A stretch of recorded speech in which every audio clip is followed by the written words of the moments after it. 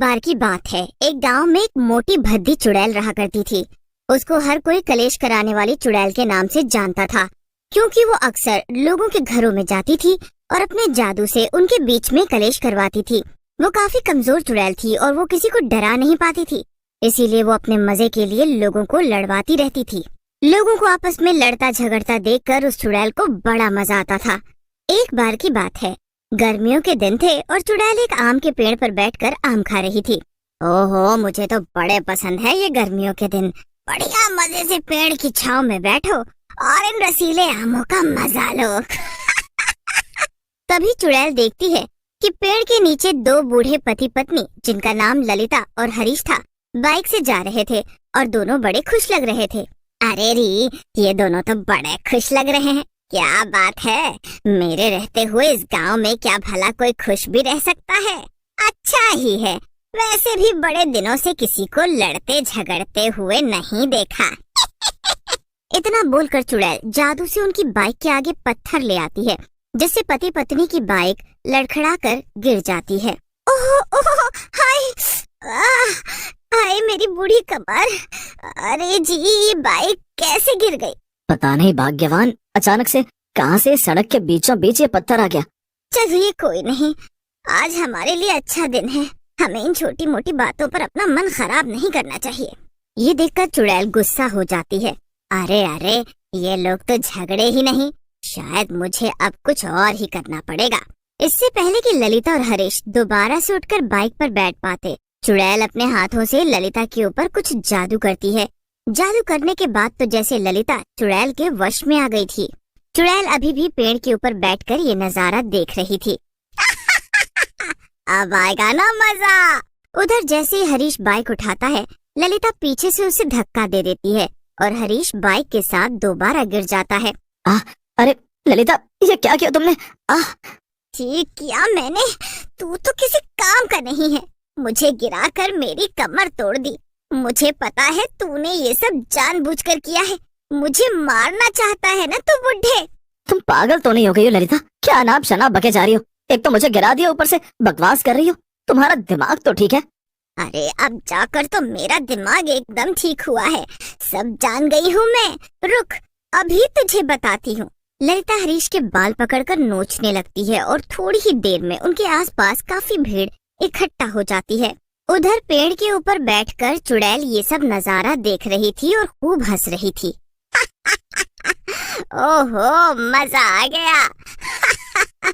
और तेज नोच उसके बाल ललिता। हाँ, ऐसे ही। तभी भीड़ में से एक औरत, जिसका नाम सुनीता था, वो ललिता हरीश को लड़ते हुए देखती है। वो उन दोनों को अच्छे से जानती थी, क्योंकि वो उनके पड़ोस में ही रहती थी। पहले तो वो हरीश ललिता को रोकने की कोशिश करने लगती है। अरे रुक जाओ ललिता, क्या कर रही हो तुम? रुको, छोड़ो हरीश को।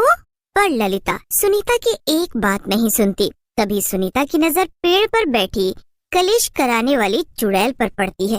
ओहो, तो अब समझ आ गया कि क्या माजरा है। ये सब उस कलेश चुड़ैल का किया धरा है। इसे तो मैं छोड़ूंगी नहीं। तभी सुनीता एक बाल्टी में पानी भर के लाती है और उसे ललिता के ऊपर डाल देती है।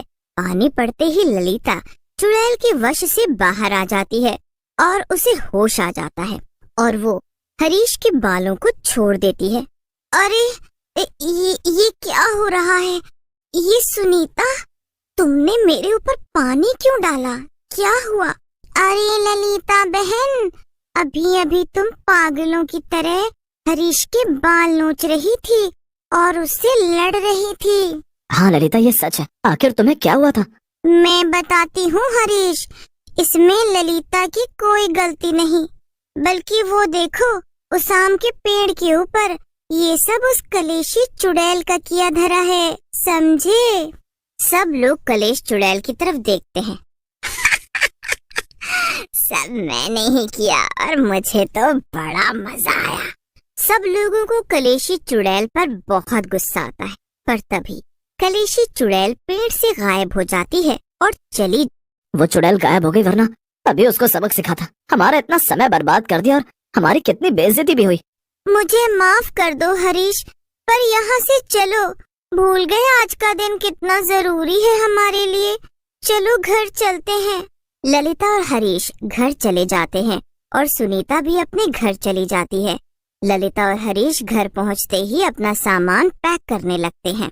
हरीश, अच्छा है हमने हमारे बेटे पिंटू और बहू को यहाँ गांव में नहीं बुलाया और हम खुद ही शहर उनसे मिलने जा रहे हैं।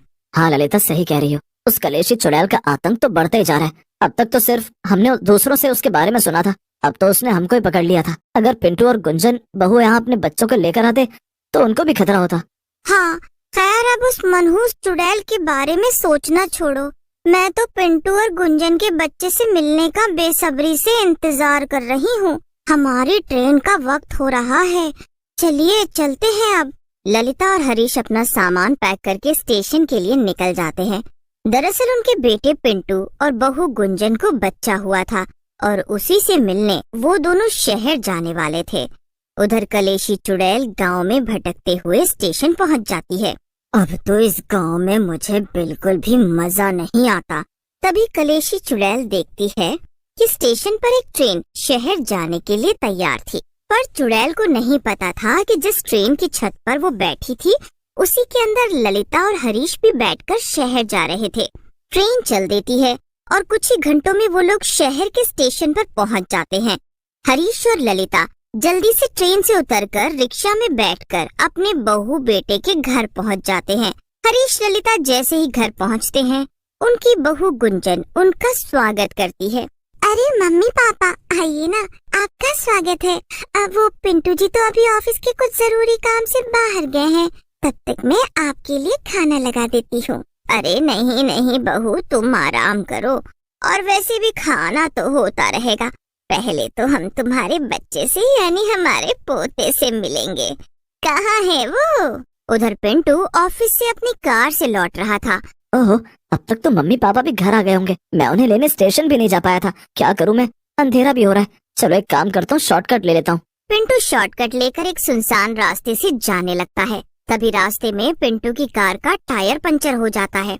पिंटू जल्दी जल्दी कार का टायर बदलने लगता है। उसी वक्त वहाँ से कलेशी चुड़ैल गुजर रही थी।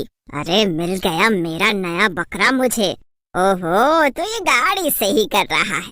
चलो इसकी गाड़ी के ऊपर बैठ जाती हूँ और इसके साथ इसके घर चलती हूँ। फिर वहाँ चलकर इसके घर में कलेश करूँगी, मजा आएगा। तभी पिंटू कार का टायर लगा लेता है और गाड़ी में बैठकर जाने लगता है। कलेशी चुड़ैल भी बिना पिंटू की नजर में आए उसकी कार के ऊपर बैठ जाती है और वो दोनों ही पिंटू के घर पहुंच जाते हैं। अरे आ गए आप, इतनी देर कैसे हो गई? मम्मी पापा तो बच्चे के साथ खेलते खेलते सो भी गए। पिंटू घर के अंदर आ जाता है और उसके साथ साथ चुपके से कलेशी चुड़ैल भी घर के अंदर आ जाती है। पिंटू और गुंजन बातें कर रहे थे और गुंजन पिंटू के लिए खाना निकाल रही थी। ये लीजिए, मैंने आपका खाना गर्म कर दिया है। अरे अरे, ये दोनों तो बड़े खुश लग रहे हैं, बिल्कुल सुबह जो बुढ़े पति पत्नी मिले थे उन्हीं की तरह। चलो अब इनके बीच में मैं कलेश करवाती हूँ। चुड़ैल अपना हाथ घुमाकर जादू करती है और जादू से पिंटू की शर्ट पर लड़की का बाल और लिपस्टिक का निशान आ जाता है, जिस पर गुंजन की नजर पड़ जाती है। हे भगवान, ये क्या है?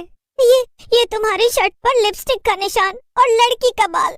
हे भगवान, अब समझ आया, कहाँ थे तुम इतनी रात तक बाहर? अरे ये सब तुम क्या बोले जा रही हो गुंजन? चुड़ैल को ये सब देखकर काफी मजा आ रहा था। इतनी देर में शोर सुनकर ललिता और हरीश भी वहाँ आ जाते हैं।